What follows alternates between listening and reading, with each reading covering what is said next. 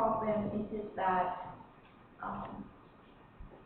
we got to show that the Vx equal to sin x minus cos x is the solution of this equation. And this answer is supposed to be satisfy this boundary. The boundary says that this one is called initial boundary because it starts with at x equal to 0. So that's why it's called initial. The first boundary is set that at x equal to 0, y is equal to -1. And the second boundary is saying that at x equal to 0, the first derivative of y is equal to +1.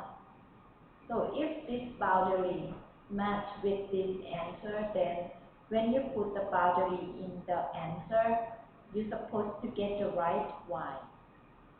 Okay? So now, as v is equal to y, we can say that y is equal to sin x minus cos x. So you put the boundary in at x equal to 0, sin 0 equal to 0, cos 0 is equal to 1. So that means at x equal to 0, y is equal to -1, which is satisfied to our boundary. With the second boundary, you got to do derivative of y comparing to the independent variable for this problem is x. So you dip sin x equal to cos x. And you do derivative of cos x equal to negative sin x. Negative and negative is become positive. And then you put the boundary in at x equal to 0, cos x equal to 1, sin is equal to 0. So the boundary saying that at x equal to 0, the first derivative of y comparing to x equal to 1, which is correct. So that means this answer is satisfied to the boundary. Now, the second thing that we got to test is that whether this answer is the answer of this equation.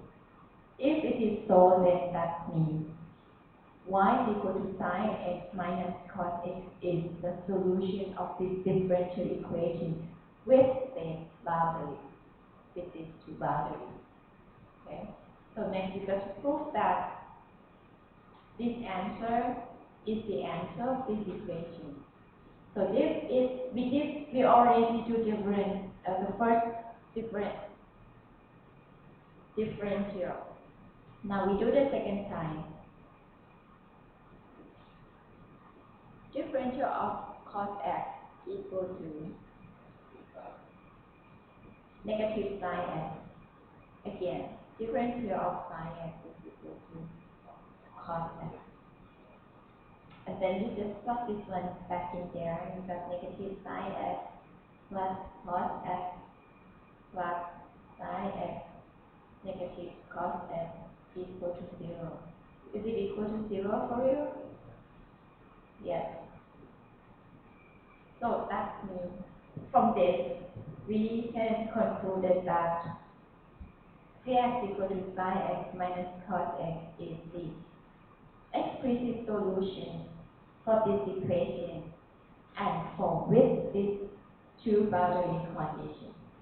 But if we change the boundary conditions to something else, then you would end up with the coefficient in front of sin x and cos x will be changed, followed by the condition that you've given to the solution.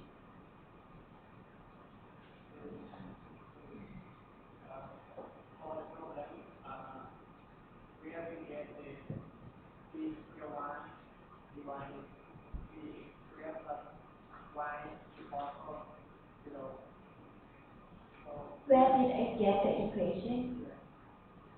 It is assumed equation. I mean, for this problem, like they already give you the answer, and they give you the equation, the differential equation, and also the boundary condition. The thing is that they just want you to prove that answer is the answer of this equation, and also from which these two boundary conditions. So what I did two things. The first thing is that I just checked that with this boundary condition and the answer whether it is satisfied to each other. And it just ends up that of course it is satisfied, right? The first boundary, it says that at x equal to 0, y is supposed to be equal to -1. And then I just looked at the answer itself. And then I just plug the value of x equal to 0 in there. And then we find out that at x equal to 0, then y is equal to -1, right? Because sin 0 equal to 0 and then cos 0 is equal to 1. But we have negative in front of the cos x, so we would end up with -1. That is satisfied with the first boundary. Now, look at the second boundary. The second boundary says that at x equal to 0, the first derivative of y respect to x is equal to +1. Then we got to prove that this solution is also satisfied to this boundary. But the solution itself is not the derivative term. You got to do the derivative of the solution one time. So I did. Derivative of sin x is equal to cos x, and the derivative of cos x is equal to negative sin. We have negative and negative, it turns out to be positive, so you would get this. And then you check back to the boundary condition that we have. We plug x equal to 0 in there, cos 0 is equal to 1, and sin 0 is equal to 0. So that means you would get the first derivative of y at x equal to 0 is equal to 1, which is satisfied to this boundary. So, and we assume the number of x is equal to 0. Yes, but that wouldn't call initial boundary. You can assume, for example, if x mean time, you can assume at 5 minutes. But the thing is that, would you know, I mean, like in the real condition, for example, if we look at the reactor, and then we just running the experiment about, changing one reactant to be the product, something like that. Would you know the condition at time equal to 0, or you know the condition at time equal to 5 minutes or 10 minutes? In general, you always know, we always know the condition at the beginning and at the end. In the middle, sometimes you know, sometimes you don't. It just depends, like, do the system itself offers to take out the sample to see whether what will be the condition at that time, the concentration at that time. But in general, we know at the beginning because whatever we put in there, we already know the number. Yeah. So that's why we're always talking about the initial condition. And next, another example. The thing that, actually this one we already talked about it, but I'm not sure whether we try to put this solution back into the equation to see whether it is the answer. But of course this is the explicit solution, right? Because you can write y separate out from the independent variable. Very clear. Okay. The thing is that for this example, they're asking us to show that this one is really the answer of this equation.